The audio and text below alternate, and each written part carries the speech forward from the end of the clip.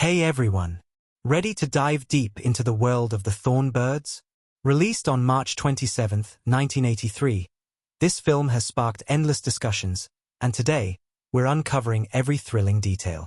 If you enjoy this deep dive, don't forget to hit that like button. It really helps us grow.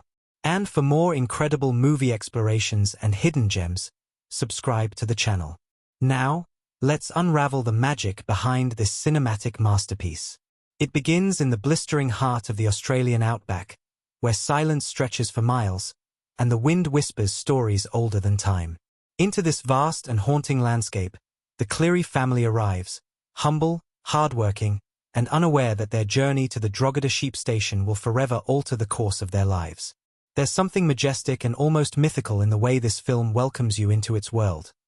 The golden light falling across open fields, the heat rising from cracked earth, and the unspoken hopes carried in the eyes of those who have seen too little but dreamed of much more.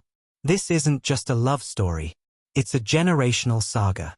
A tale of sacrifice, longing, betrayal, and the kind of yearning that stretches across decades.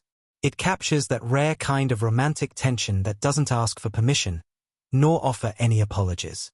What makes the Thorn Birds extraordinary isn't just the sweeping romance at its center.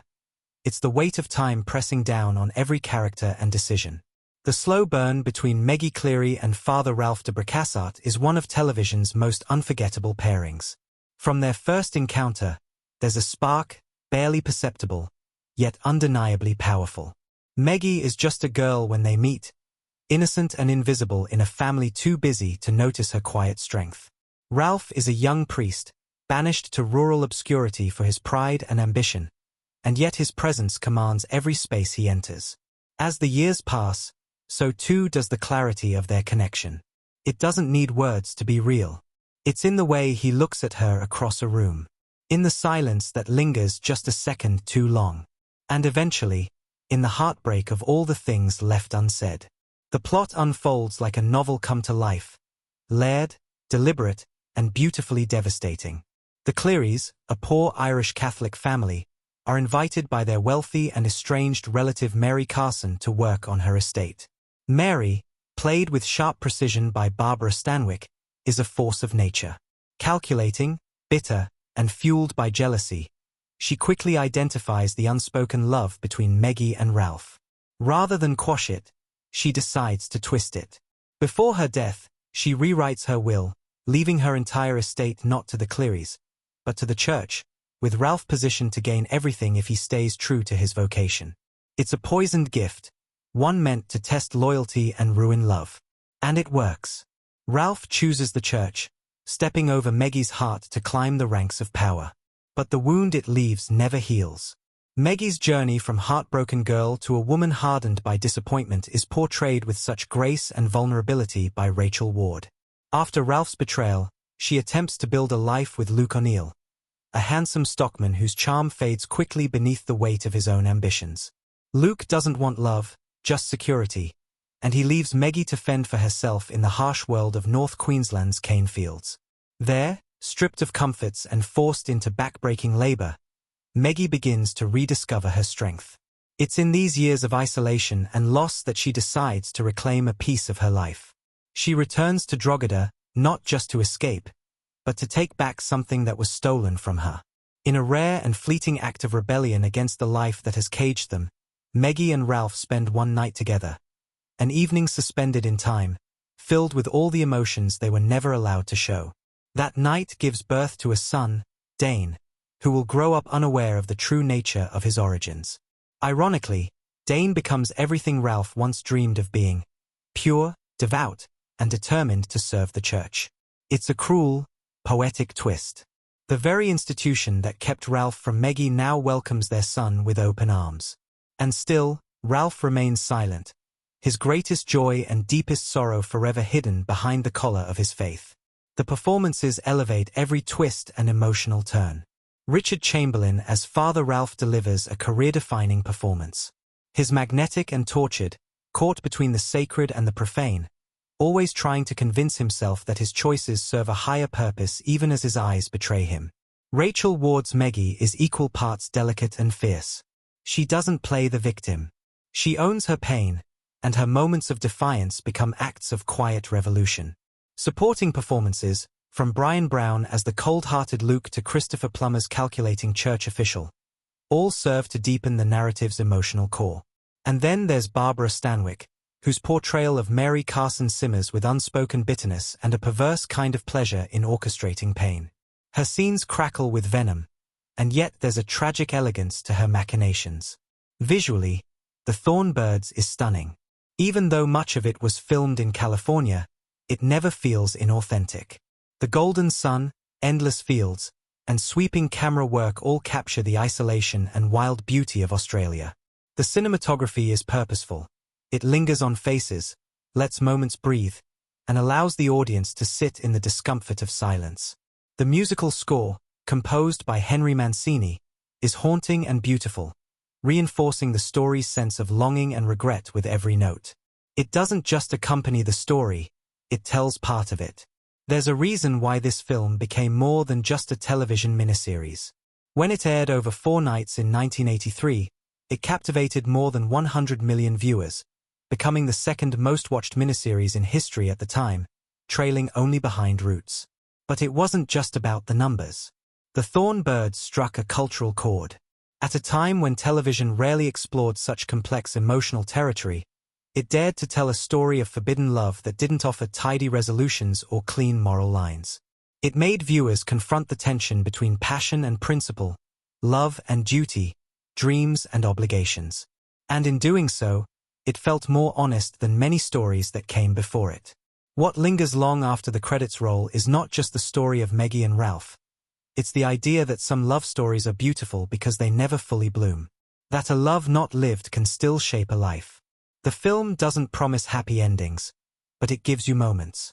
Raw, painful, transcendent moments that feel as real as anything. And that's the gift it leaves behind. The title itself is drawn from an old legend. The thorn bird, a creature that sings the most beautiful song of its life only as it dies, impaled on a thorn. It's a metaphor woven into every inch of the narrative. Each character, in their own way, is chasing that final, perfect note. Mary, in her bitterness. Ralph, in his ambition. Meggie, in her defiance. Dane, in his faith. And all of them pay a price for the beauty they briefly hold. The thorn bird sings once, and it's the most beautiful sound the world will ever hear. And then it dies. In a way, The Thorn Birds is about the songs we never get to finish, and the ones we choose to sing knowing they'll cost us everything. It's about the people who shape us, even when they leave. About the moments we replay in the quiet, wondering what might have been different if we had just chosen otherwise. But more than anything, it's a story about the endurance of love, not the fairy tale kind, but the kind that aches, endures, and refuses to let go even when the world says it should. There's something timeless about a film that dares to portray love as both transformative and destructive. It doesn't flinch from the hard truths. It doesn't apologize for its heartbreak. And that's what makes it worth exploring. Not just for the romance or the drama, but for the quiet moments, the glances, the silences, the regrets that settle in like dust on old memories. It asks viewers to sit with the discomfort of unresolved desire and to find beauty in the broken places.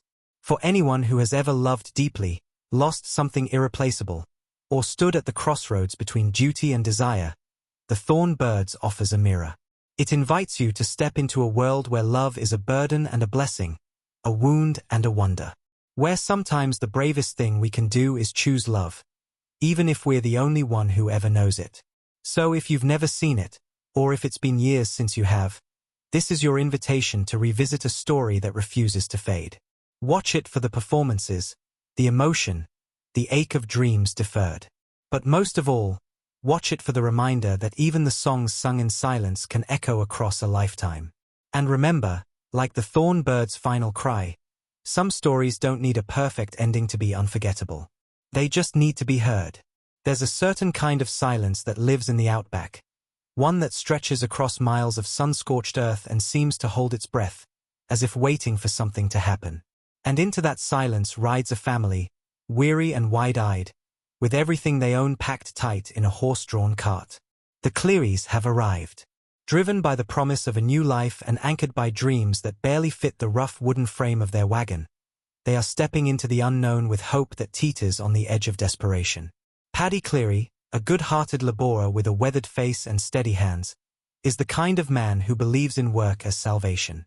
His wife, Fiona, or Fee, as she is quietly called, moves through the world like a ghost of her former self, composed and restrained, her emotions carefully folded away like pressed linens. Their children, each one distinct in spirit, pile out of the cart with curiosity in their eyes, but it is Meggie, their only daughter, who lingers in the frame. Hair kissed by copper sunlight, she's young, observant, and already set apart. Unloved by her mother, overlooked by her father, she exists on the margins of her own family. But her story is the one that burns brightest. They've come to Drogheda, a sprawling sheep station owned by Paddy's estranged sister, Mary Carson. The first glimpse of Mary's world is a jarring contrast to the Cleary's humble reality. Massive, manicured land. A house that looms like a monument to wealth. And within it, Mary, commanding, calculating, and cloaked in bitterness that years of power have only sharpened.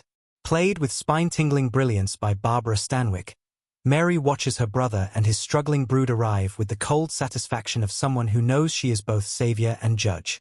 It's in this early landscape, as the Clearys settle into the rhythms of hard labor and unfamiliar heat, that a new figure appears, Father Ralph de Bracassart. He is young, ambitious, and exiled to this rural corner of the world after a minor insubordination in the church. There's a polish to him that feels out of place amidst the dust and dirt, like a porcelain statue placed in a stable. But there's also a restlessness in his eyes, a hunger for something more than the simplicity of pastoral life. He visits Mary regularly, offering mass and counsel, but he knows she holds the key to something far more valuable, influence. And then he meets Meggie. It happens so quietly, no lightning bolt, no grand orchestral swell. Just a simple moment. A girl forgotten on the sidelines and a priest who looks just a moment longer than he should. She is only 10, still a child, but there's a flicker of recognition in the way he sees her. A connection that feels immediate, almost preordained. And from that moment, something begins to stir. Not love, not yet, but the kind of attention Meggie has never known. He notices when she speaks. He listens when she cries. And in doing so, he becomes something no one else has ever been for her. Present. Time passes on Drogheda, and Meggie blossoms. The years stretch forward, her body growing into womanhood, her eyes carrying that same quiet longing. And with every year, Ralph becomes more conflicted. His affection for her grows, but so too does his ambition. Mary, always watchful, sees everything.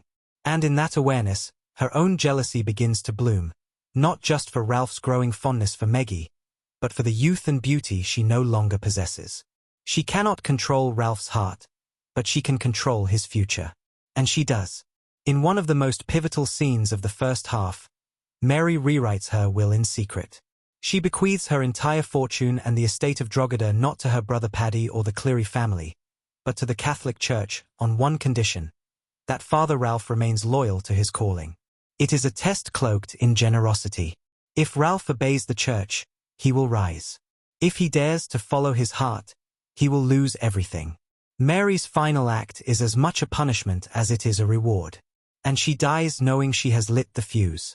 Ralph, unaware of the details, continues to wrestle with his growing feelings for Meggie. It's in the stolen glances, the way his voice softens when he speaks to her, the protectiveness that borders on something far more dangerous. But he resists. He must. He tells himself that his love is paternal, that she is a child, that the church needs him more than she does. Yet the guilt gnaws at him, and the tension builds with each passing scene. And then comes the letter. The church calls upon Ralph, revealing Mary's will and offering him a seat of power he never dared dream of. A bishopric, wealth, status, and all he has to do is remain obedient. He chooses his path with the kind of solemnity reserved for martyrs, but it is not God he's sacrificing for. It's ambition, pride. The silent triumph on his face as he steps into this new world is betrayed only by the hollow echo left behind in Maggie's eyes. As Ralph departs, Meggie is left shattered. Her confusion, her heartbreak, her sense of abandonment all coalesce into a quiet rage. The man she trusted, the man who saw her, he left. And without explanation. She buries her sorrow beneath duty and expectation, trying to become the daughter her parents never saw and the woman she doesn't yet understand. Tragedy soon strikes with cruel timing. Paddy, while out tending sheep during a storm, is fatally injured. His death is brutal, a freak accident that leaves the family reeling. His body, dragged home lifeless and soaked in rain, becomes a symbol of the fragile line they walk between survival and collapse. Fee, previously distant, retreats even further into herself, and Meggie, young, grieving, abandoned once more, becomes the emotional anchor for a family on the verge of splintering. The tone shifts. The innocence of the early years gives way to something heavier.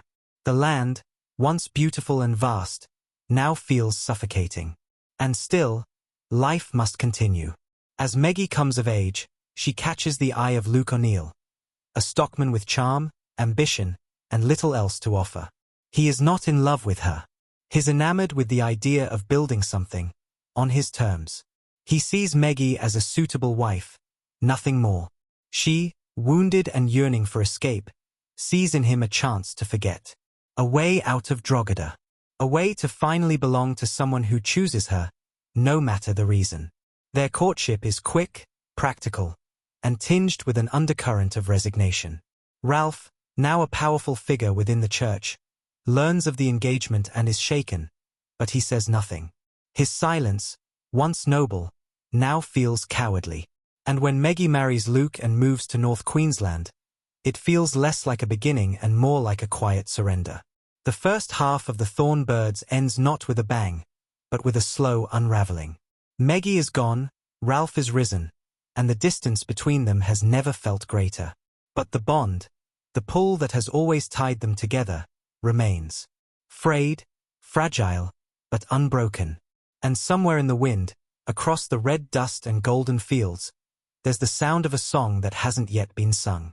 A song that will cost them everything. In the sweltering fields of North Queensland, where the sugarcane stands tall and thick and the air hangs heavy with sweat and regret, Meggie begins her life as Luke O'Neill's wife. But the sweetness of marriage, like the sugar around her, proves to be an illusion. The man she married is more interested in appearances than partnership. Luke doesn't want a companion, he wants control. And Meggie, bruised but not broken, learns quickly that this new chapter is no escape, it's a different kind of prison. Luke, ever the ambitious drifter, is determined to make his mark, but he refuses to allow Meggie comfort or rest. He places her in the care of a couple on a remote farm, insisting that she earn her keep while he works far away. The promise of a home, of togetherness, dissolves as he sends money only when convenient and rarely returns. The woman who once dreamed of being seen now finds herself buried in the monotony of labor, loneliness pressing down on her like the northern sun. She is no longer just grieving the absence of Father Ralph. She is grieving herself, the version of Meggie who once dared to hope. It is here, in the middle of this vast and suffocating isolation, that something quietly miraculous happens. Meggie, battered by disappointment, makes a choice. Not a loud, defiant one, but a deliberate, grounding decision to reclaim a piece of her life. She leaves the cane fields. She walks away from the neglect and the false promises and returns to Matlock Island, a place of healing, surrounded by the crashing waves of the Pacific and the care of the nuns who remember her as a child. There, amid the salty wind and whispered prayers, she begins to put herself back together. And then, Ralph returns. The reunion is slow and charged, like a fire catching dry kindling. He arrives at Matlock Island by chance, now a cardinal, elevated in rank but still haunted by the same blue-eyed ghost of the girl he left behind. But Meggie is no longer a child. She is a woman forged by pain, by endurance, and by years of silence. When they see each other again, there are no confessions, no grand declarations, just an unspoken recognition that the bond they've denied for so long still burns, more fierce and dangerous than ever before. For the first time, Meggie takes control. She invites Ralph to stay, to rest, to allow the weight of his collar to slip for just a moment. And in a single, quiet night, they give in. All the years of longing, the stolen glances, the aching restraint, melt away. It is not just a union of bodies. It is a collision of years, of suppressed love, of choices postponed too long. But with the dawn comes reality. Ralph, wrapped again in the armor of his priesthood, leaves. He says nothing about what it meant. He offers no promise of return. But something has changed. Meggie is pregnant. She tells no one. Not Luke. Not Ralph. She returns to Drogheda alone and gives birth to a boy named Dane. Her son, born of love and silence, becomes her world. He is bright, kind, and pure in ways that make her heart ache with both joy and sorrow. He has Ralph's eyes, his mannerisms, his spirit. But she never tells him the truth. Instead, she raises him in the heart of Drogheda, among the sheep and dust, wrapped in the warmth of a love that is fierce and protective. The years pass, and Dane grows into a teenager with a calling that both terrifies and devastates Meggie. He wants to become a priest. Like Ralph. Like the father he does not know is his. Meggie pleads with him, tries to steer him away, but Dane's conviction is unshakable. He leaves Drogheda to begin his studies in Rome, unaware of the cruel twist that fate has designed. Ralph, now a prince of the church, meets Dane and is immediately drawn to him. He sees in this young man something luminous, something deeply familiar. The connection between them is instant, profound, and filled with that strange ache Ralph has known only once before. Their bond deepens. Ralph becomes Dane's mentor, his guide, his closest confidant. And Meggie, thousands of miles away, lives in fear that the truth will come to light. She knows Ralph will recognize Dane eventually. He must. But still, she says nothing. She watches as her son rises, adored and admired, as Ralph once was. It is a cruel symmetry, one that history seems determined to repeat. Just when everything seems poised to settle, tragedy strikes with breathtaking cruelty. On a vacation in Greece, Dane dives into the sea to save a drowning girl. He does not surface. His death is sudden, senseless, and shattering. The light that Meggie built her life around is extinguished in an instant. And Ralph, who had loved Dane without knowing he was his son, breaks. The news reaches him like thunder. He weeps not just for Dane, but for every choice, every denial, every selfish pursuit that led to this moment. Meggie arrives in Europe to collect her son's body, and it is there that she finally tells Ralph the truth. That Dane was his. That the love they once shared bore fruit he never knew. The revelation does not come with rage or accusation. It comes with quiet devastation. Ralph, brought to his knees, is a man undone. Not by sin, not by scandal, but by grief. A grief so profound it silences the world around him. The two stand beside their son's casket, their hands barely touching, their hearts torn open. And in that moment, they are no longer cardinal and mother. They are simply Ralph and Meggie. Two souls who loved, lost, and broke the world between them. The church, the collar, the vows, they all dissolve in the face of what could have been. When Meggie returns to Drogheda, she is a woman hollowed by sorrow but not broken. Her daughter Justine, fierce and independent, steps into the spotlight. Unlike Meggie, she does not bend to tradition or expectation. She is passionate, rebellious, and determined to carve a life on her own terms. Her relationship with Rainer, a wealthy European diplomat, adds a layer of complexity to the later story, one filled with missed connections, buried emotions, and eventual healing. But Justine's story is not one of doomed romance. It is one of autonomy. She chooses herself in the end. And in doing so, she breaks the cycle that bound her mother and grandmother before her. Back in Rome, Ralph, now a man aged by sorrow, continues his service, but the fire within him has dimmed. He dies in Meggie's arms during a final, brief visit to Drogheda, broken not by age or disease but by the weight of a lifetime of denial. His final moments are quiet, with Meggie whispering that their love, though brief and hidden, was real. That despite everything, it mattered. And so the saga closes not with thunder, but with wind passing through the dry fields of Drogheda. With a woman standing alone, the love of her life and the son they created both buried in the earth she never left. But there is no bitterness in Maggie's eyes, only peace. She has lived, truly lived, through joy, pain, longing, and loss. And she has loved. In the deepest, most impossible way. The Thorn Birds is more than just a story of forbidden romance. It's a generational epic that asks what it means to love when love is not allowed. It shows how the choices of one generation echo in the hearts of the next, how silence can build walls, and how even the most powerful love can come at an unbearable cost. Yet through it all, it is a tale of endurance. Of women who carry the weight of legacy and find a way to walk forward anyway. From the moment she first steps into the dusty sun-drenched world of Drogheda, Maggie Cleary's presence lingers long after every scene fades. She begins as a quiet, red-haired girl eclipsed by the noise of a large family and a world that rarely notices women beyond their duties. But beneath the surface is a fire waiting to ignite, one that would challenge tradition, faith, and fate itself. Maggie is the beating heart of the Thorn Birds, and her evolution from a silenced daughter to a woman who dares to love beyond the boundaries of the possible is nothing short of staggering. Rachel Ward brings her to life with a delicate intensity, embodying both vulnerability and inner steel. Her eyes often do more than her words, especially in the early moments of the story when Maggie's emotions flicker silently under the gaze of Ralph de Bracassart. It's in those quiet beats, the barely there smiles, the longing glances, the flickers of hurt, that Ward draws us into Maggie's soul. Maggie's arc is a triumph of survival. She is never allowed the simplicity of just falling in love. Her journey with Ralph is a series of silent battles, against the church, against society, against herself.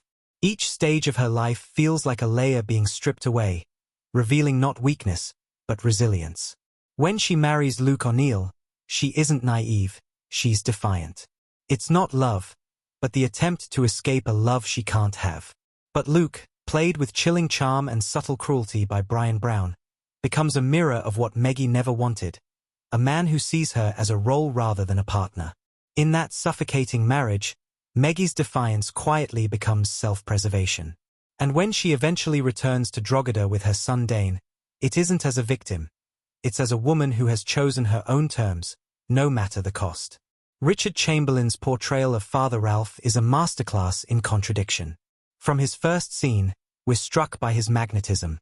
Poised, charming, with a spiritual aura that draws people in like gravity. But underneath the priest's cassock is a man torn between two gods, ambition and love. Chamberlain doesn't play Ralph as a cold priest or a fiery rebel. He plays him as a man painfully aware of his choices and terrified of their consequences. His chemistry with Ward is electric, but never theatrical. Every word exchanged between Ralph and Maggie is heavy with things unsaid, each gesture loaded with longing. What makes Ralph unforgettable isn't just his love for Maggie, it's the way he runs from it. Again and again. And yet, every time he returns, even for a moment, it feels like the world stops. Ralph's arc is the tragedy of potential. He climbs the ranks of the Catholic Church with single-minded focus, earning power and reverence. But with each step upward, he leaves a piece of himself behind. His most painful punishment is not exile or public disgrace.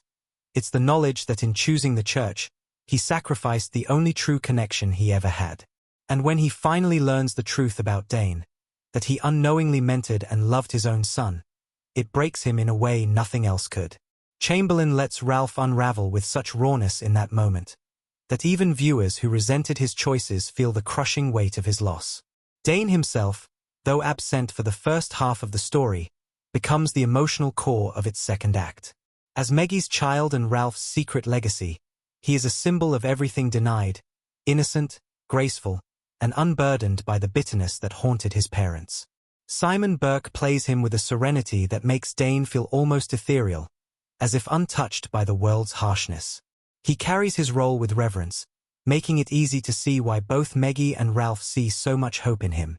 Dane's desire to become a priest feels poetic in a cruel way. His calling unknowingly draws him toward the very man who gave him life. Their bond, beautiful and tragic, becomes the most bittersweet thread in the tapestry of the Thorn Birds. And when Dane dies trying to save a stranger, The loss is not just personal, it's cosmic. He was the product of a forbidden love, and yet his life, short as it was, brought out the best in both his mother and father. Justine, Dane's sister and Maggie's daughter, is the rebellion Maggie never had the freedom to fully embrace. Played with fierce intelligence and dry wit by Mare Winningham, Justine refuses to be boxed in by anyone's expectations.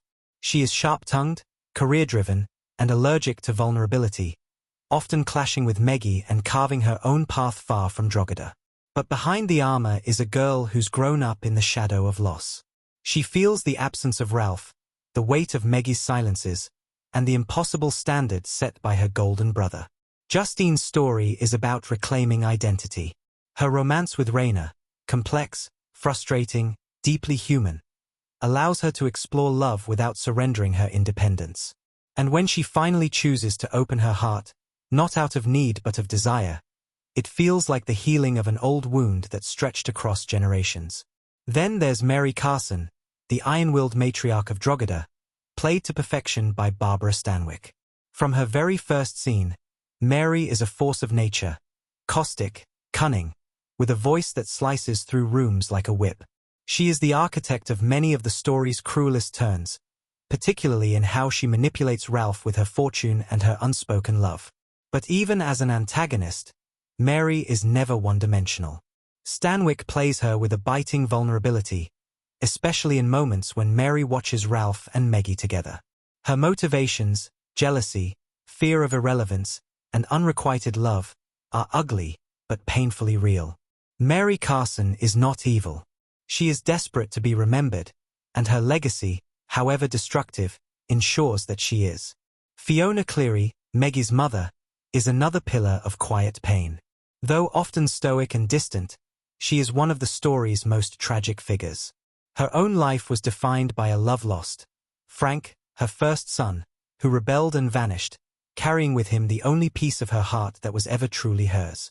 Fiona is often hard on Maggie, critical and aloof, but beneath her rigid exterior is a woman who never escaped the sorrow of a life unlived. Her silence is her shield, her distance a form of protection. It's only in rare, fleeting moments, when she allows a tear to fall or her voice to soften, that we see the mother she once wished to be. Frank, the estranged older brother, embodies the rage and rebellion that the rest of the Cleary family buries. His early departure from the family creates a ripple effect that haunts everyone, especially Fiona. And yet, despite his anger and exile, Frank is never forgotten. His existence is a reminder of the limits placed on every character, especially those who dare to want more. He is the echo of a warning that those who push against fate often pay the steepest price. Even minor characters in the Thorn Birds leave indelible marks. The nuns of Matlock Island, who care for Maggie during her retreat, provide her with the space to find herself again. They represent not religion, but compassion. And Luke's employers, the older couple who house Maggie while Luke is away, offer a mirror of what love can look like: mundane but kind, respectful but simple. Their presence, while small, helps shape Maggie's decision to reclaim her autonomy. What binds all these characters is not just their connections to each other, but the way the performances breathe life into them. No one feels like a device or a plot point. Every glance, every silence, every heartbreak is rendered with such authenticity that viewers find themselves deeply invested, even in the characters they disagree with. The casting of the series was nothing short of genius. Each actor feels like they are their character, not just playing a role but living it. The magic of the Thorn Birds lies not just in its sweeping plot or forbidden romance, but in the way it dives into the inner lives of its characters with empathy and nuance. No one is perfect, and no one escapes unscarred. But in their flaws and choices, we find reflections of ourselves, our fears, our longings, our need to be seen and loved. Their stories remind us that love doesn't always lead to happiness, that faith doesn't always protect us, and that the thorns we embrace for love often leave scars we carry forever. There's a peculiar kind of richness in the Thorn Birds that lingers long after the last scene fades to black. Something that draws you back not just for the sweeping drama or the doomed love story, but for the quiet whispers tucked into every frame. Subtle gestures, carefully placed objects, glances that last a second too long, and conversations that seem to mean one thing on the surface but echo with entirely different truths beneath. The series doesn't shout its secrets. It offers them like petals in the wind, waiting for the attentive viewer to gather them up and understand their deeper significance. It starts, quite poetically, with the title itself, The Thorn Birds, which isn't just a name, but a legend that weaves through the entire narrative like a ghost. The myth of the bird that sings its most beautiful song as it dies on a thorn becomes more than metaphor, it becomes prophecy. It's easy to overlook at first, since the series never overtly tells the story in full, but its presence is felt in nearly every major character's arc: Meggie, Ralph, Dane. They are all thorn birds in different ways, offering the most of themselves at the cost of their deepest wounds. The symbolism lingers in scenes where characters seem on the verge of joy, only to trade it for duty, for pride, or for something greater they can't even name. And once you're aware of it, you begin to see the thorns everywhere. In the roses at Mary Carson's estate, in the crucifix that hangs around Ralph's neck, in the way Meggie clutches her son's clothes as if holding onto a dream already fading. The visuals carry this symbolism beautifully, but quietly. Notice the way lighting shifts when Ralph and Meggie share the screen. Early on, their scenes are often bathed in golden light, sunset tones that reflect a romance unspoken, like a secret kept between the land and the sky. But as Ralph climbs the ranks of the church and becomes more entangled in duty, the light turns colder, more sterile. The warmth between them dims, not through any dramatic pronouncement, but in the way the environment mirrors their distance. When Ralph visits Drogheda later in life, and sees Meggie again after years of denial, that golden hue returns, but only fleetingly, like a dying ember glowing for one last breath before it's gone. Then there's the costuming, another layer that whispers the internal lives of the characters. Meggie's early dresses are soft, often in neutral tones that help her blend into the family. But after her time with Luke, after she returns from Matlock Island, her wardrobe subtly shifts. The colors darken, her clothing fits more precisely, as if she's reclaiming control over how the world sees her. Contrast that with Ralph's priestly black, a uniform that is both his armor and his prison. The visual contrast between Meggie and Ralph is never more poignant than when they're side by side, her humanity in full color, his divinity cloaked in monochrome. In moments of silence, the background tells its own stories. During Mary Carson's birthday party, for instance, while the music swells and guests chatter, the camera lingers for a second too long on the seating arrangement. Ralph placed at Mary's right, Meggie watching from afar. The composition says everything. Mary's possessiveness, Meggie's exclusion, and Ralph caught in the middle, too courteous to reject either woman outright, yet too conflicted to fully embrace either of them. And in Mary's final scene, as she ascends the staircase to bed after her dramatic toast, the shadow cast behind her stretches like a serpent, an ominous visual foreshadowing of the poison she's about to unleash with her will. The will itself, one of the story's most brutal twists, is introduced with more subtlety than expected. Before Mary makes her fateful decision to leave her fortune to the church, there's a moment between her and Ralph where her words carry more than affection. She speaks of loyalty, of gratitude, of promises unfulfilled. And when Ralph bows his head in thanks, he doesn't see the slight smirk on her face. A smirk that tells the viewer she has no intention of letting go without leaving a mark. It's a tiny acting choice, a flicker of expression, but it transforms the entire scene into a psychological chess match. Later, when Ralph learns the truth, the setting is purposefully stark. The opulence of the Vatican surrounds him, but he is alone in a room full of riches, a visual contradiction to his emotional poverty. The irony is thick. His inherited Mary's wealth and influence, but lost the only thing he ever truly loved. These layered juxtapositions, wealth versus emptiness, power versus loneliness, are woven throughout the film, rarely overt but always present, rewarding those who watch closely. The Easter eggs don't stop at symbolism. They also nod toward literary and cultural parallels.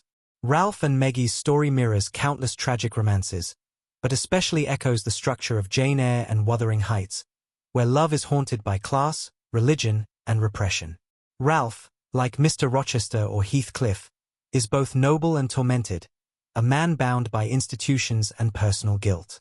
Meggie, like Jane, is quiet but unyielding, and in the end, She walks away not because she's defeated, but because she's chosen herself. These parallels are subtle but intentional, hinted at in the way dialogue plays with restraint and confession, the way passion simmers beneath a composed surface. And for sharp-eyed viewers, there are callbacks planted like breadcrumbs throughout. Early in the series, Fiona tells Meggie that women in their family are not made for grand passions, that they survive, not dream. That line returns, almost word for word, in a later episode when Meggie tells Justine something strikingly similar. It's not just dialogue recycling, it's a generational curse being passed down, one that Justine eventually breaks. These narrative echoes reinforce the idea that the Thorn Birds is a story not just of love, but of inheritance, the emotional kind that shapes us more than money ever could. Even the landscape of Drogheda feels alive with symbolism. The drought that scorches the land parallels the emotional barrenness Meggie experiences during her marriage to Luke. When the rain finally returns, it does so not just as relief for the crops, but as a quiet cleansing of sorrow, a subtle metaphor for the healing that begins as Meggie returns home. The cinematography doesn't linger on this explicitly, but the viewer feels the shift intuitively.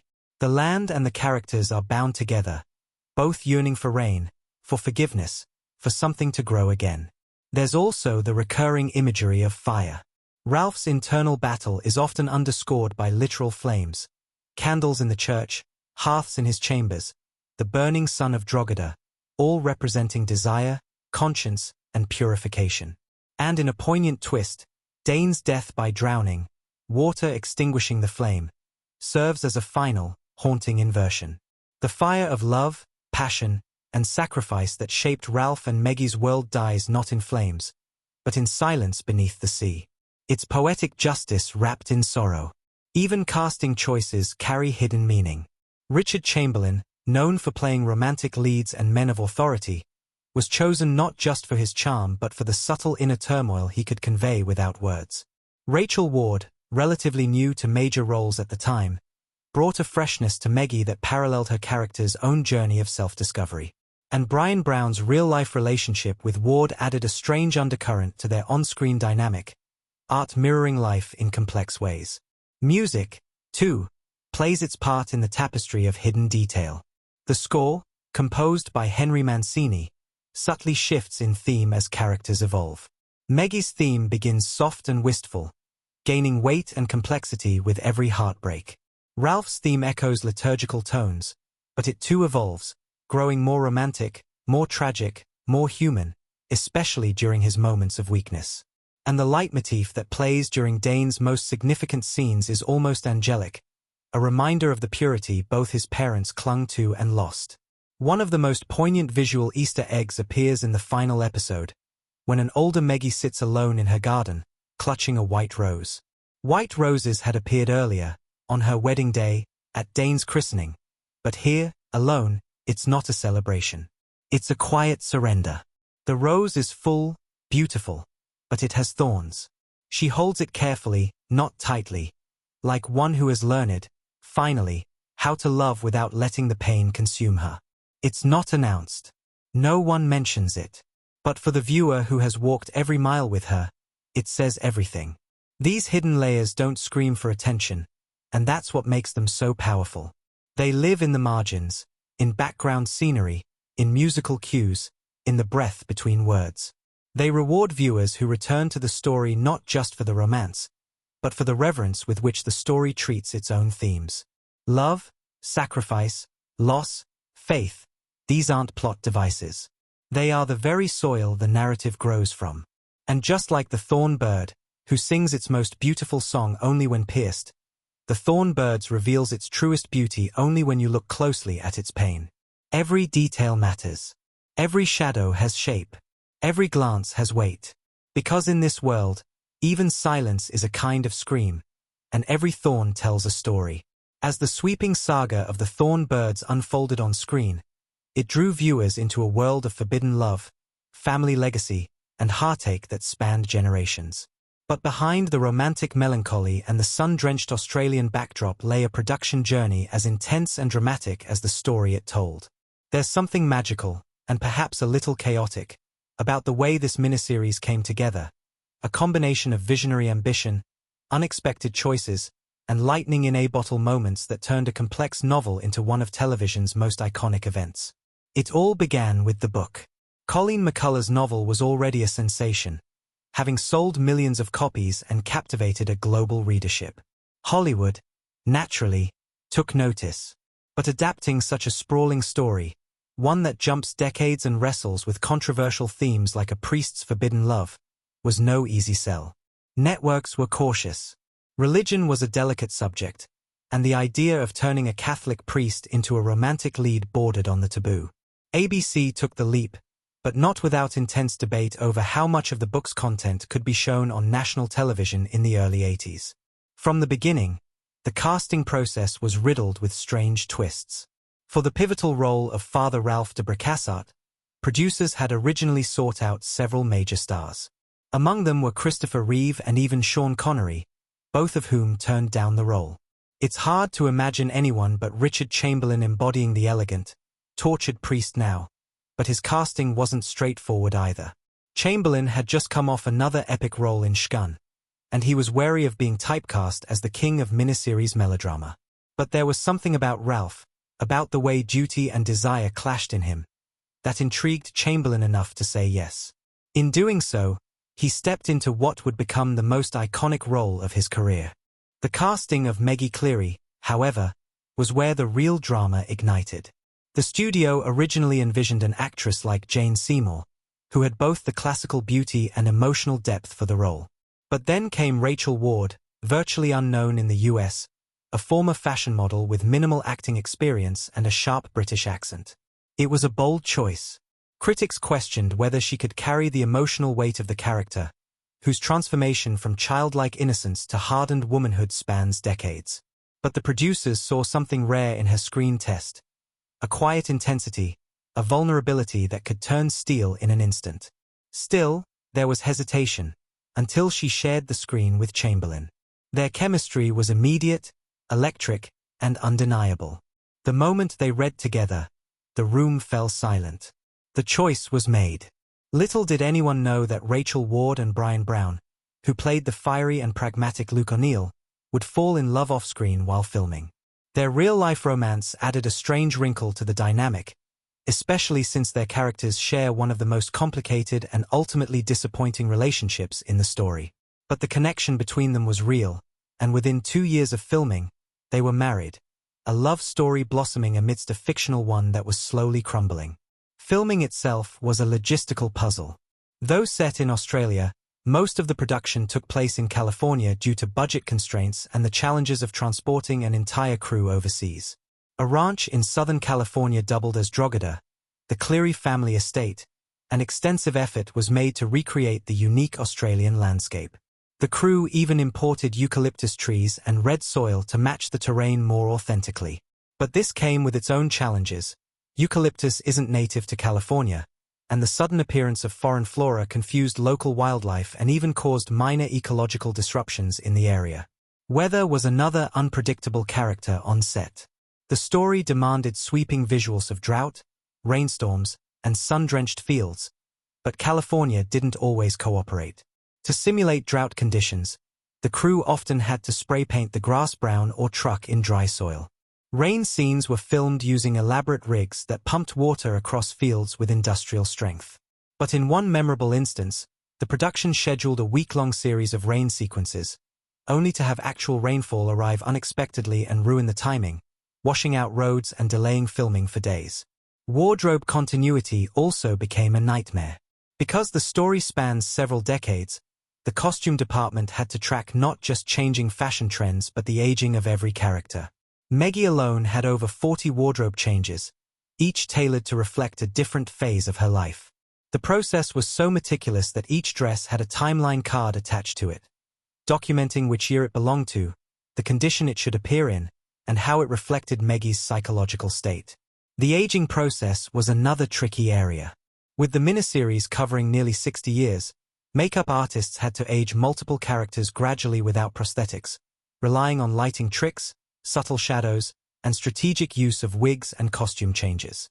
Chamberlain, in particular, wore a wig for the later scenes, one that was so convincing that fans didn't realize until years later that his silver-streaked hair was entirely artificial.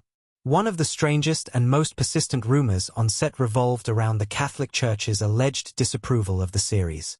Though no official statements were made, whispers circulated that the Vatican had quietly urged networks to avoid airing the series in full, especially the scenes that dealt with Ralph's inner turmoil and ultimate fall from priestly celibacy. The producers never confirmed this, but some scenes were softened for network standards. One particular sequence, where Ralph is visibly torn between spiritual duty and carnal temptation, had to be reshot multiple times to meet censors' guidelines. Chamberlain later admitted that these scenes were among the hardest of his career, not because of the content, but because of the emotional toll of playing a man in such profound conflict. Tensions on set weren't limited to fictional drama. While Rachel Ward and Bryan Brown found love, others clashed. Jean Simmons, who portrayed Fiona Cleary with icy elegance, reportedly kept her distance from much of the cast, preferring solitude between takes. Richard Chamberlain, ever the professional, developed a respectful but reserved relationship with his co-stars, fully immersing himself in Ralph's solitude and complexity. The emotional weight of the material sometimes bled into the actors' real lives. Long days filled with scenes of heartbreak, betrayal, and internal conflict left many cast members emotionally drained by day's end. And yet, the magic endured. In one unscripted moment, during a scene where Maggie runs from Ralph after an intense argument, Ward slipped on the gravel and nearly fell. She kept going, the raw panic on her face blending seamlessly with the emotion of the scene. The director chose to keep the take. It became one of the most gut-wrenching moments in the series, not because it was perfectly performed, but because it was real. The score, composed by Henry Mancini, became an unsung hero of the production. Known for his lighter, jazzier work, Mancini surprised everyone with a sweeping, emotional composition that elevated every frame of the story. The haunting refrain that plays during Ralph and Maggie's most intimate scenes was inspired, according to Mancini, by a single line from the novel, "The best is only bought at the cost of great pain." That theme, plaintive, yearning, and aching, became synonymous with the series, and fans can still hum it decades later. When the Thorn Birds finally aired over 4 nights in March 1983, it became an overnight sensation. Over 100 million viewers tuned in, making it the second highest-rated miniseries in history at the time, just behind Roots. ABC was flooded with letters, some praising the beauty and tragedy of the story, others scandalized by its religious implications. It became a lightning rod for cultural discussion, particularly for its portrayal of a priest as a man capable of deep, romantic love. Richard Chamberlain later reflected on how the role changed his career, and how it almost defined him. In interviews years later, he confessed to struggling with the character's moral ambiguity, but also credited the role for helping him access parts of himself he'd long hidden from. What many don't realize is that there was serious talk of a sequel. The network considered adapting the remaining parts of Maggie's life and focusing on Justine's career in Europe. Scripts were drafted, locations were scouted, but ultimately, it was shelved. The magic of the Thorn Birds was lightning in a bottle, and the producers feared a sequel would dilute the legacy. Still, elements of the unused material found life in later novels and unofficial adaptations. Over time, the Thorn Birds became more than just a miniseries. It became a touchstone for a generation, a story passed from parent to child, revisited during holidays and quiet evenings. Behind the scenes, it was a chaotic, beautiful mess, a mosaic of strange decisions, bold choices, and unpredictable chemistry. But that's the nature of storytelling. Sometimes, the most unforgettable tales aren't just those told on screen, but those lived in the margins. And if you ever find yourself watching the Thorn Birds again, look closely. Listen for the sigh in the music. Watch the light change in Ralph's eyes. See how Maggie's walk transforms as the years pass. Because every detail, every accident, every unscripted moment, it's all part of the magic that happened behind the scenes, shaping a story that still resonates decades later. There's a moment in the Thorn Birds where time seems to pause. The sky glows orange with the burning heat of an Australian dusk, and Father Ralph stands at the edge of the land, eyes cast toward the horizon, knowing full well that the line he's about to cross is both moral and irreversible. That moment, heavy with silence and unsaid longing, is not just a turning point in the narrative. It's the heartbeat of the entire story. It tells you everything you need to know about who he is, who Meggie is, and how the tragedy of their love was always fated. It's in these moments, quiet, aching, deliberate, that the Thorn Birds finds its soul. From the very beginning, the series asserts its power through atmosphere. The dry, golden expanse of the Drogheda estate isn't just a backdrop. It's a living, breathing entity. It holds secrets, bears witness to heartbreak, and silently absorbs generations of Cleary sorrow. The land reflects the characters' inner worlds, cracked, scorched, resilient. In the early scenes, as Meggie clings to her doll under the harsh sun, her innocence is framed against this unforgiving terrain. It sets the tone for what follows, a story where beauty is always laced with pain.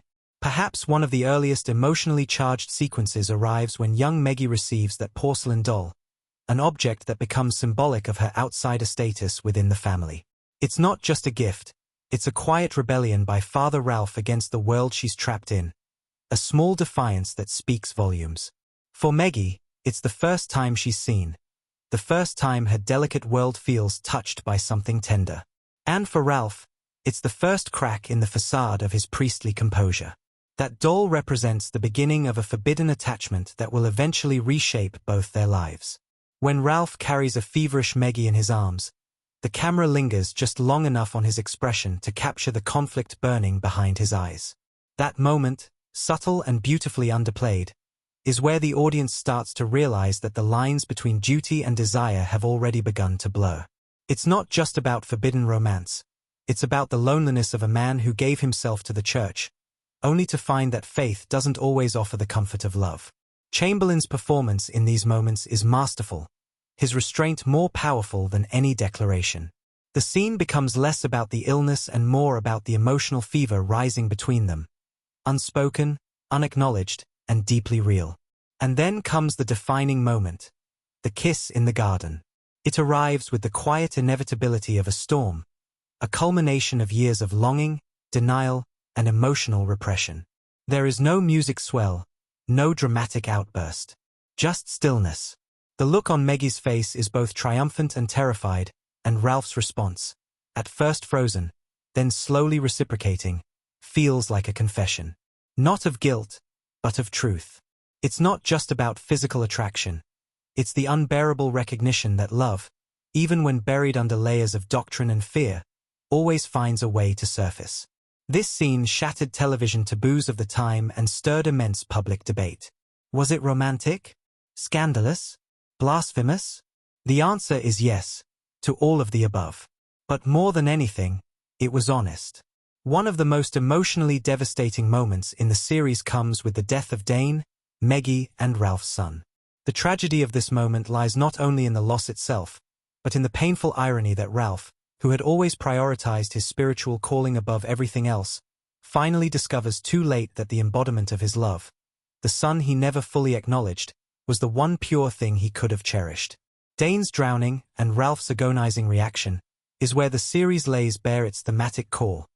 The Thorn Bird myth, that the greatest song is sung only at the cost of the greatest pain.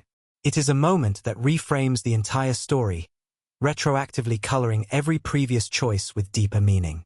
And as Ralph kneels at his son's grave, you feel the weight of everything that's been lost. Not just a child, but a life unlived, a love unspoken, a joy denied. Audience reactions to this scene were overwhelming.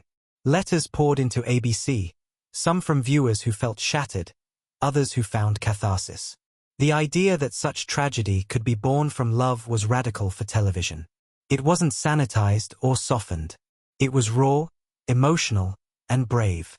And it elevated the Thorn Birds from just another romantic saga into something epic, poetic, and unforgettable.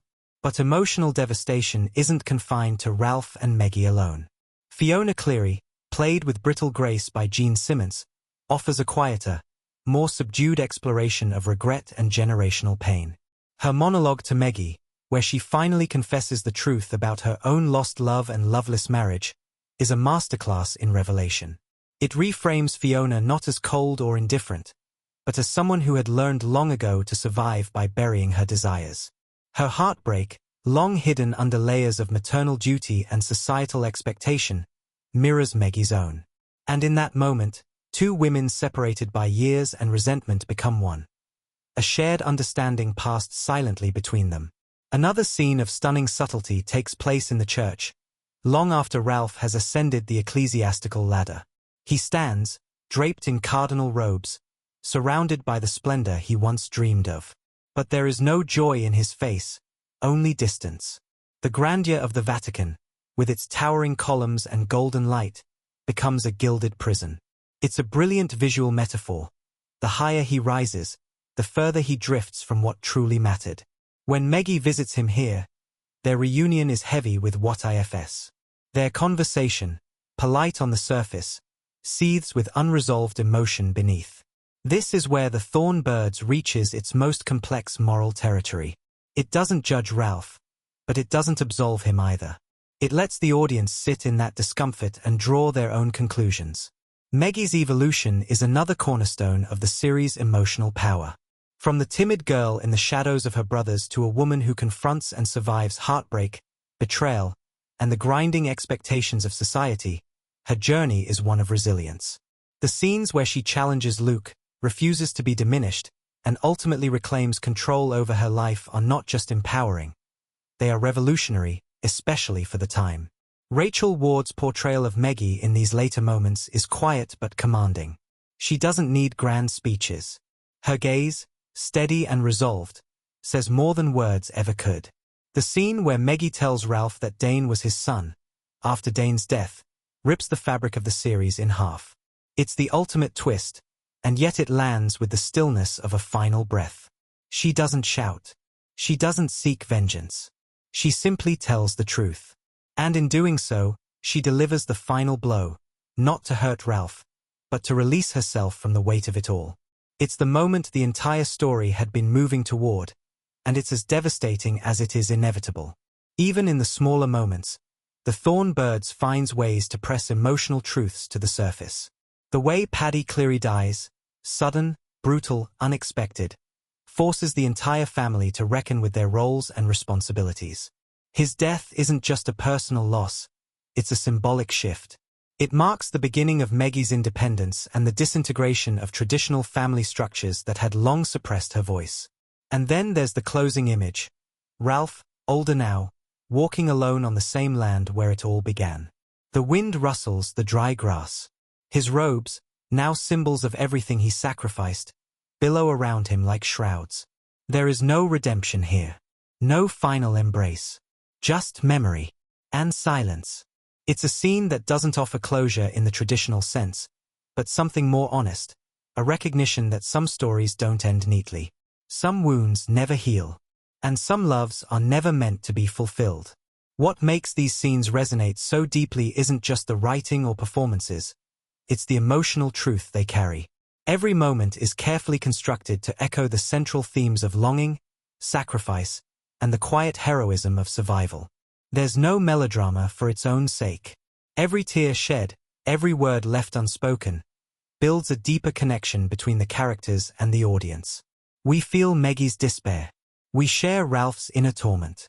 We grieve with them, rage with them, hope for them, even when hope seems futile. In retrospect, the Thorn Birds wasn't just ahead of its time. It was timeless. Its most critical moments still hold power because they tap into something universal. The conflict between duty and desire, the pain of unfulfilled love, the quiet strength it takes to carry on. And as the years pass, these scenes don't fade. They deepen. They become part of our own emotional vocabulary, etched into memory like the Thorn Birds' final, beautiful song. Behind every sweeping shot of sunburnt plains and every tear that trembles in Maggie's eye lies a series of decisions. Calculated, inventive, and often surprisingly complex. The magic of the Thorn Birds didn't just unfold on screen. It was painstakingly crafted behind the lens, where technical ambition met narrative intimacy. And it all began not in the Australian outback, as one might assume, but in the heart of California. It's an amusing contradiction. Really. A story so deeply rooted in the identity of rural Australia. A tale where red earth and harsh light feel like characters in their own right. wasn't filmed under Southern Hemisphere skies at all. Much of the series was actually shot across diverse California locations, from Simi Valley to the Malibu Hills. The production's challenge was monumental, recreating the illusion of Australia's vast and unforgiving terrain in an entirely different corner of the globe. Every grain of dirt, every distant mountain needed to feel authentic. And remarkably, it does. The transformation was achieved through brilliant cinematographic sleight of hand and meticulous production design. Cinematographer Bill Butler, best known for his work on Jaws and One Flew Over the Cuckoo's Nest, brought his visual mastery to the project. His lens turned California hills into scorching Australian pastures. But it wasn't just about wide shots and landscape composition. Butler knew the story lived in close-ups, in the stolen glances, in Maggie's silent tears, in Ralph's furrowed brow as he stared out at what might have been. The contrast between sweeping beauty and intimate anguish was essential to making the world of the Thorn Birds breathe with authenticity. Lighting played an equally important role. Most of the series is bathed in warm, golden tones, an intentional choice to evoke the intensity of the Australian sun, but also to enhance the romanticism and emotional heat between the characters. These light choices weren't simply aesthetic, they were emotional cues. The palette softened during tender moments and burned brighter during confrontation. There's one scene in particular, when Maggie confronts Luke on the beach, where the orange glow of the setting sun not only silhouettes their physical distance but mirrors the emotional chasm between them. The timing, the angle, the hue, it was all designed, all deliberate. But getting these moments just right came at a cost. The outdoor shoots were grueling.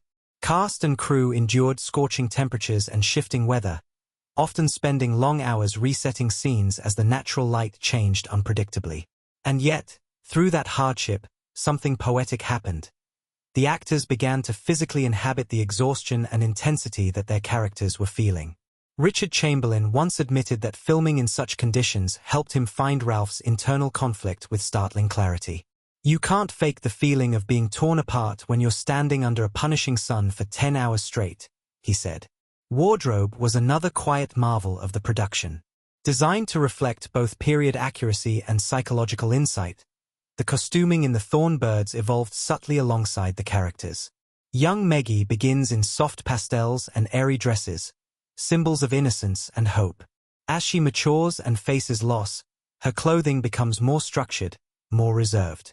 But there's a genius in how this transformation never screams for attention. It whispers.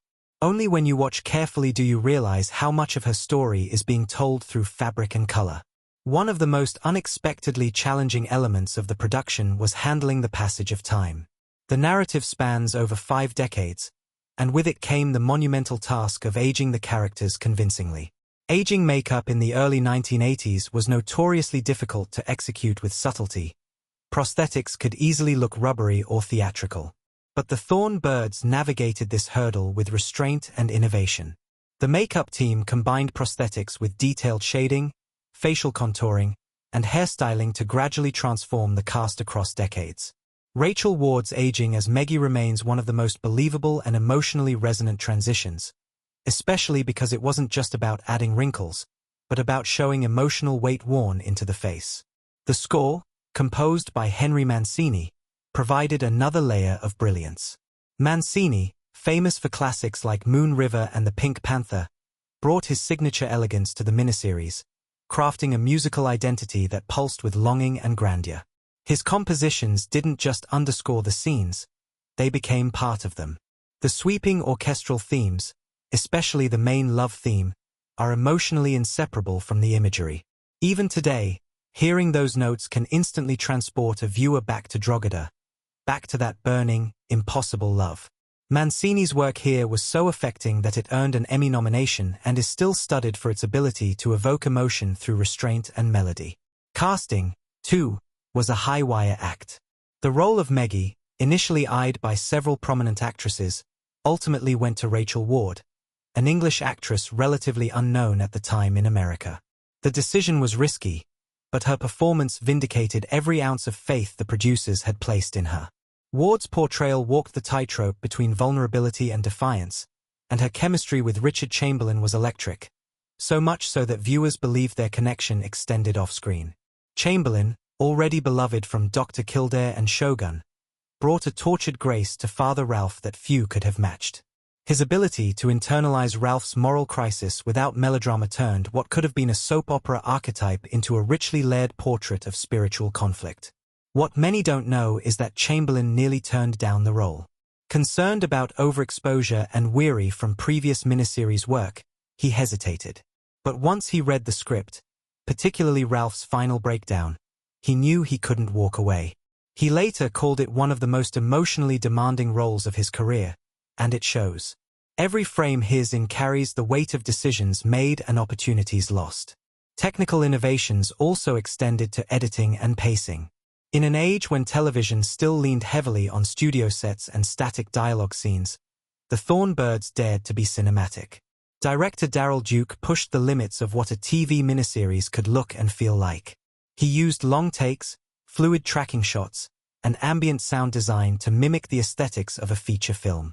The transitions between time periods were handled with visual cues rather than expositional dialogue. A dissolve here, a mirrored gesture there. It trusted the audience to stay engaged without constant explanation, a move that respected their intelligence and deepened the immersive experience. Of course, not everything went according to plan. Early in production, a significant location had to be scrapped last minute due to unexpected construction delays. The crew pivoted overnight, redesigning a crucial set on a tight deadline. That set became the beach house where Meggie finally breaks down, confessing her despair over Luke and Ralph. Ironically, the forced change led to one of the most visually stunning sequences in the series, proving once again that adversity often breeds art. Then there was the heat wave, weeks of temperatures soaring into triple digits during critical outdoor scenes. Equipment overheated, film reels warped, actors fainted. But instead of delaying the shoot, the crew adapted. Scenes were rescheduled to dawn and twilight. Umbrellas and portable misting fans followed the cast like shadows. These weren't just survival tactics, they were artistic decisions. Many of the dusky, golden hour scenes that define the Thorn Birds aesthetic were born from necessity, not design. Perhaps the most remarkable technical feat, however, wasn't the lighting or makeup or even the music. It was the emotional cohesion of it all. Every department, from sound to script supervision, worked with a single goal: to preserve the emotional truth of each scene. No one was just doing a job. They were building something larger, something mythic, something tragic. And that cohesion shows. You can feel it in the pauses between words, in the soft brushing of hands, in the way a camera lingers just long enough to let heartbreak settle. Even the Thorn Bird myth itself, a poetic metaphor introduced at the start and revisited near the end, was treated with reverence throughout production. The scriptwriters and director ensured that the story's visual motifs echoed the idea of beauty born from suffering. Thorns appear subtly in set designs, costume patterns, even in the framing of key scenes. These touches weren't flashy or overt. They were meant to be felt more than seen, like a song playing just beneath the surface. Looking back, it's astonishing how much ambition and care was poured into this miniseries. In an era before prestige television, before Netflix and HBO elevated the medium, the Thorn Birds set a new standard. It proved that television could rival cinema in scope, depth, and artistry. It opened doors for other epic adaptations, showed studios that audiences were hungry for complex, emotionally rich narratives, and inspired a generation of filmmakers who grew up watching Meggie and Ralph wrestle with fate. It's easy to forget, amidst all the sweeping romance and heartache, just how much craftsmanship went into every frame. But once you know the story behind the scenes, the dusty boots, the cracked lenses, the melting makeup, you begin to appreciate the beauty on screen in a different way. Not as something that simply happened, but as something earned. Something built, breath by breath, take by take, thorn by thorn. The Thorn Birds is a sprawling tale of love, loss, faith, and the intricacies of human nature, all set against the backdrop of the Australian outback. On its surface, it's a passionate family drama, one that chronicles the tumultuous lives of Meggie Cleary and the men who shape her fate. But beneath the surface, there lies a world rich with symbolism, thematic depth, and social commentary that makes the Thorn Birds resonate long after the screen goes dark. As we journey through the lives of the Kiley family, we are presented with a tapestry of themes that not only define the characters' individual arcs but also invite a deeper exploration of society, human desires, and the forces that govern our lives. The themes of sacrifice, forbidden love, the clash between duty and desire, and the price of spiritual devotion emerge naturally from the narrative, each intertwining with the personal stories of the characters. The most prominent theme is the idea of forbidden love, most clearly embodied by the relationship between Maggie and Father Ralph.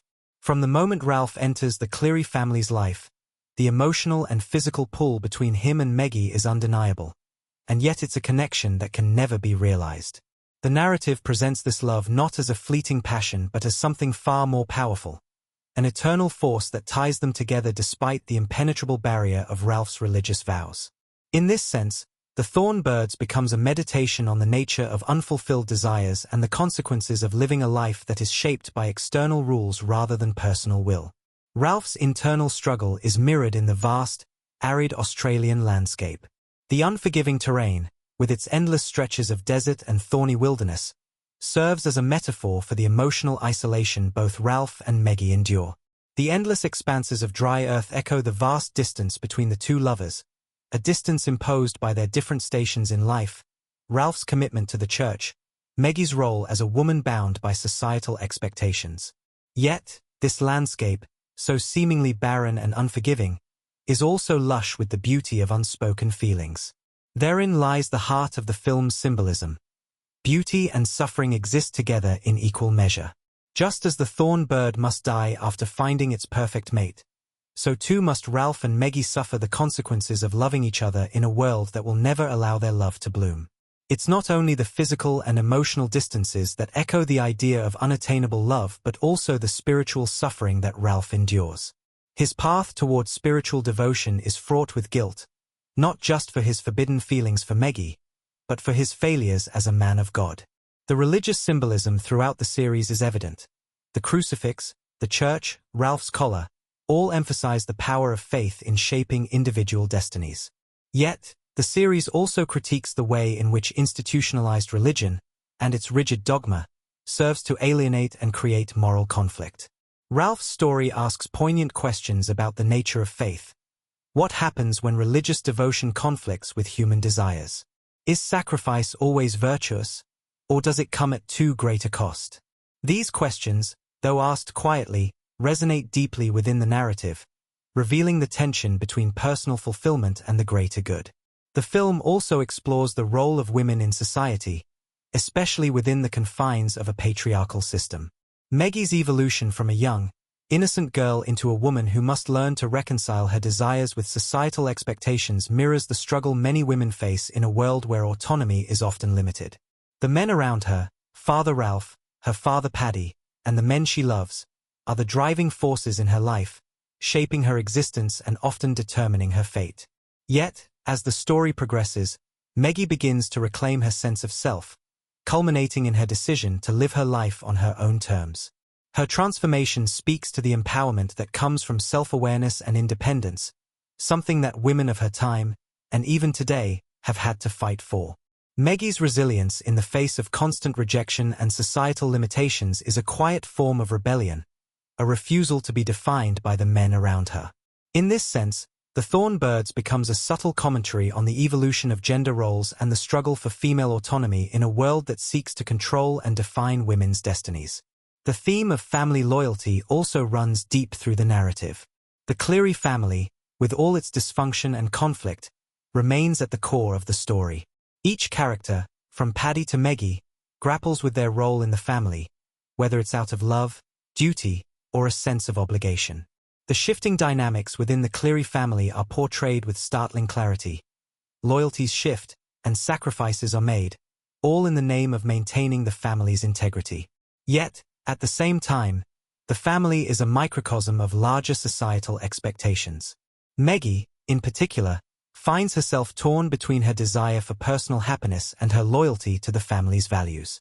The Thorn Birds reminds us that family, in all its complexities, can be both a source of strength and a force that binds us to painful choices. Beyond these individual character struggles, the film also offers commentary on class, colonialism, and the Australian national identity. The Kiley family's pastoral existence is shaped by the legacy of British colonialism, and the contrast between the established colonial way of life and the Indigenous Australian perspective is subtly woven into the narrative. The Kiley family's land, Drogheda, is a symbol of wealth and power, but it's also a reminder of the history of colonization and the exploitation of the land and its original inhabitants. Maggie's connection to the land, and later her attempts to reclaim her independence from it, serves as an understated but powerful critique of the relationship between settlers and the land they conquer. Symbolism is everywhere in the Thorn Birds, but perhaps no image is as pervasive as that of the thorn bird itself. The bird, a creature that searches for the perfect thorn and dies once it finds it, serves as an allegory for the character's emotional journeys. Maggie's search for true love, Ralph's unyielding desire to maintain his religious vows, and the Kiley family's commitment to the land all serve as examples of individuals driven by an insatiable quest for something unattainable and ultimately destructive. The thorn bird becomes a symbol not just of death, but of the beauty and tragedy inherent in striving for something beyond reach. The film also delves into the themes of fate and free will. The recurring motif of inevitability, the sense that the characters are trapped by forces beyond their control, permeates the story. From the start, the Kiley family is bound by the land, by duty, and by tradition. The choices each character makes, no matter how small, seem to spiral outward, dictating their futures in ways they cannot foresee. In Maggie's case, her inability to escape the consequences of her love for Ralph, and her subsequent choices to settle into a life she never truly wanted, speaks to the harsh reality of living in a world where individual agency often gives way to larger societal forces. The Thorn Birds' exploration of love and duty, sacrifice and identity, is one that echoes through the ages. Its themes resonate with anyone who has ever felt caught between the desires of the heart and the demands of the world around them. The film's symbolic elements, the thorn bird, the barren land, the oppressive religious vows, are more than mere devices. They are integral parts of the narrative that enhance its emotional and thematic depth. The film speaks to timeless truths about the human condition, about the pain of unrequited love, the complexities of faith, and the ways in which societal and familial expectations shape our destinies. Ultimately, The Thorn Birds is a story about the search for meaning in a world where nothing is ever truly perfect, and where the quest for happiness often comes with a heavy price. It is about the choices we make, the loves we lose, and the thorns we carry with us for the rest of our lives. In The Thorn Birds, every frame, every shot, every piece of music is meticulously crafted to immerse viewers in the emotional journey of the Kiley family. The film's visual style, cinematography, and editing serve not only to tell the story but to deepen its emotional impact, heightening the tension between love and duty, sacrifice and fulfillment. As a television miniseries, it had to capture a vast, sprawling narrative in a limited amount of time, yet it does so with a sense of grandeur and intimacy that makes every moment feel vital. From the very beginning, The Thorn Birds establishes its visual identity. The opening scenes, set against the vast, arid landscape of the Australian outback, immediately communicate a sense of isolation and harshness. The desolate land, with its endless horizon and unforgiving terrain, becomes a character in its own right. The vast stretches of dry earth reflect the emotional barrenness that the characters often feel, particularly Maggie, who begins the story as a girl in search of love, acceptance, and purpose. The landscape's oppressive beauty provides a constant reminder of the harsh realities the characters must contend with. The use of wide shots is central to the cinematography, and it is particularly effective in showcasing the expansive, unforgiving nature of the environment.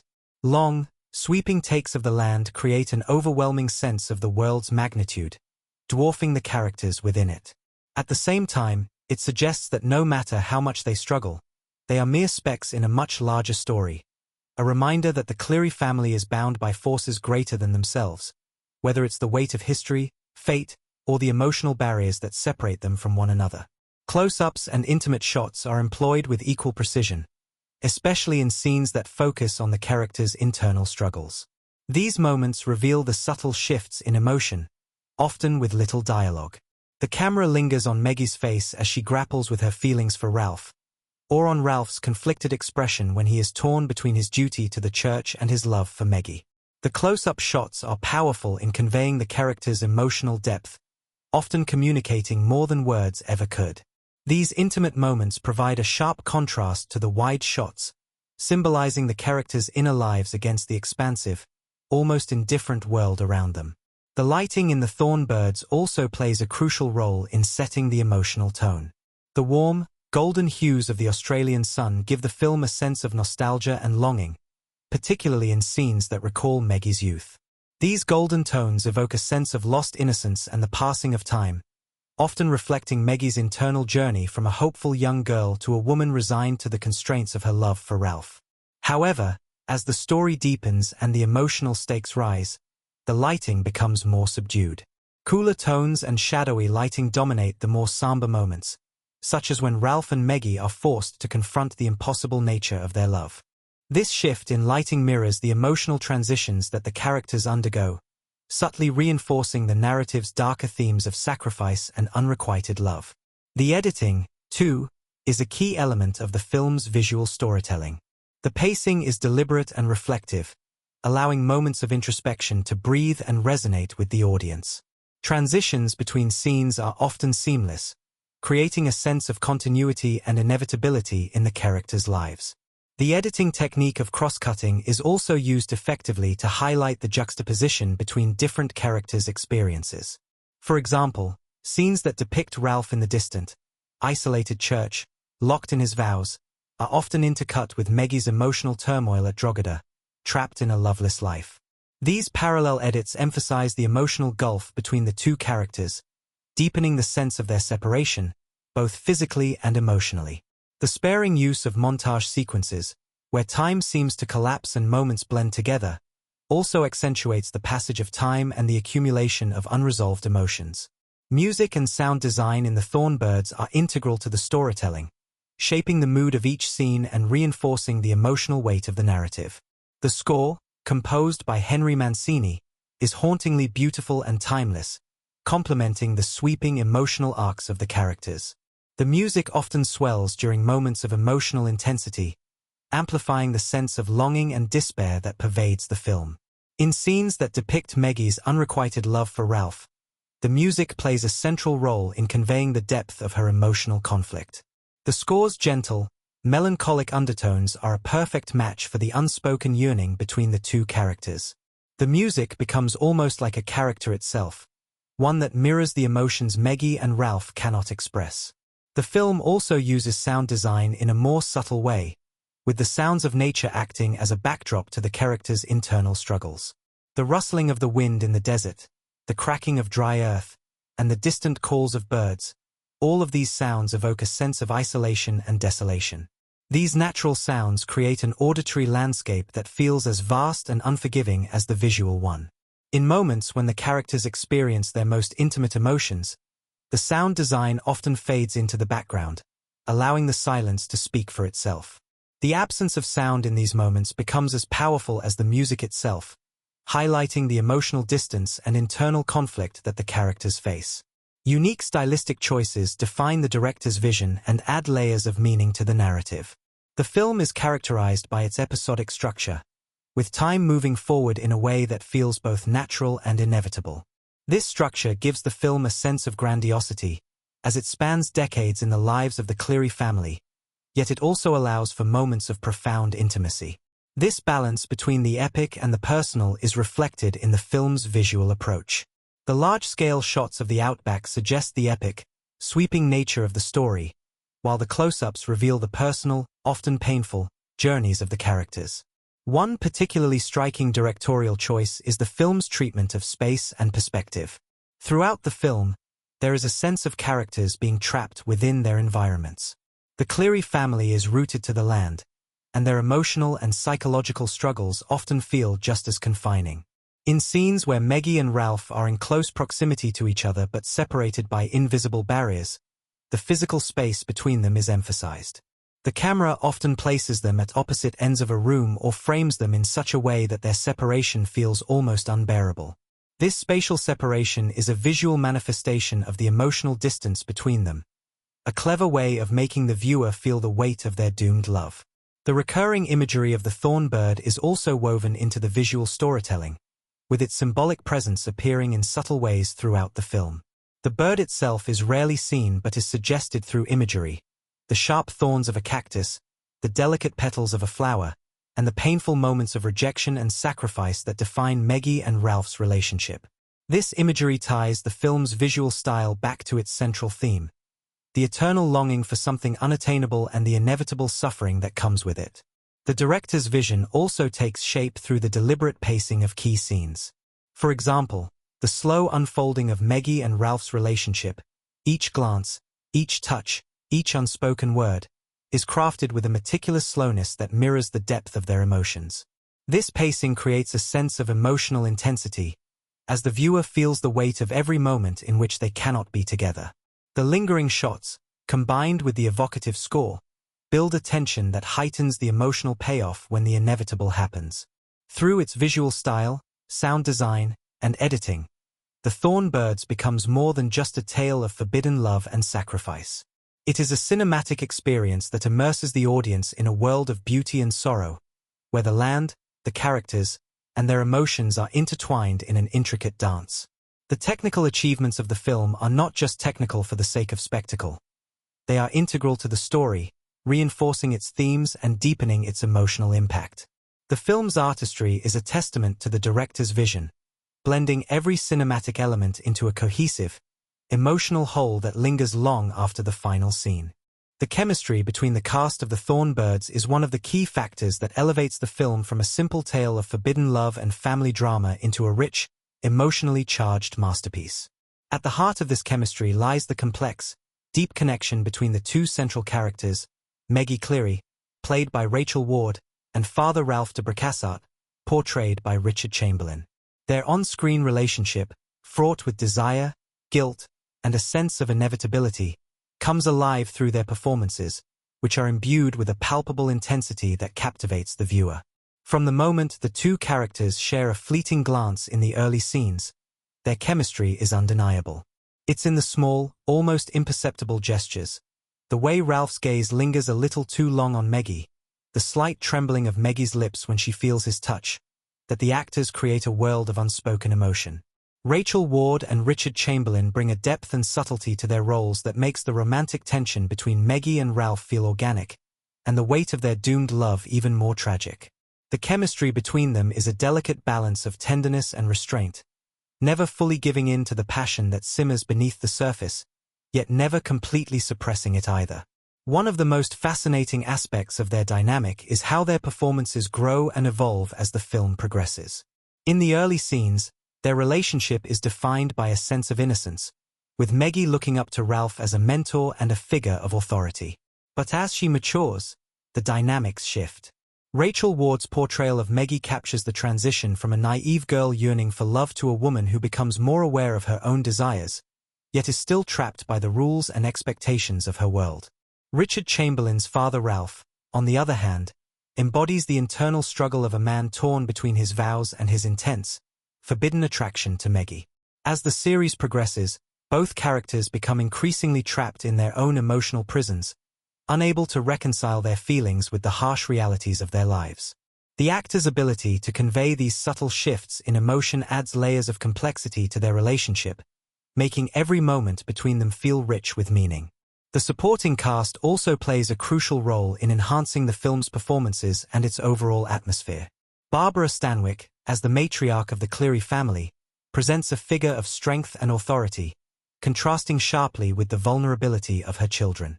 Her portrayal of the pragmatic, sometimes harsh, but ultimately loving Mary Carson provides a solid foundation for the family drama that unfolds. Stanwyck's experience as an actress lends an undeniable gravitas to her role, making her one of the most compelling characters in the series. Her interactions with the other characters, particularly Meggie, reflect the tensions within the family. While Meggie yearns for the love and approval that seems always just out of reach, Stanwyck's character represents the unyielding forces of tradition and duty that govern the Cleary family. As with any large-scale production, behind-the-scenes dynamics played a significant role in shaping the final film. The making of The Thorn Birds was not without its challenges, particularly when it came to the relationship between the actors and the physical demands of the setting. The vast, arid landscapes of the Australian outback, where much of the series was filmed, provided a stunning backdrop but also posed significant logistical challenges. The actors, particularly those in the central roles, had to contend with the heat, long hours, and the sometimes inhospitable environment in order to capture the authentic feel of the setting. In many ways, the physical hardships of filming mirrored the emotional struggles of the characters, making the actors' performances feel even more grounded and real. The long days on set also contributed to the close-knit relationships between the cast members. Richard Chamberlain and Rachel Ward developed a strong working relationship, which translated into their seamless on-screen chemistry. Their bond off-screen mirrored the intensity of their on-screen relationship, with the actors often spending time together between takes, rehearsing their lines, and discussing the emotional beats of their scenes. This camaraderie added to the authenticity of their performances, as they both felt a shared responsibility to bring the depth and complexity of their characters to life.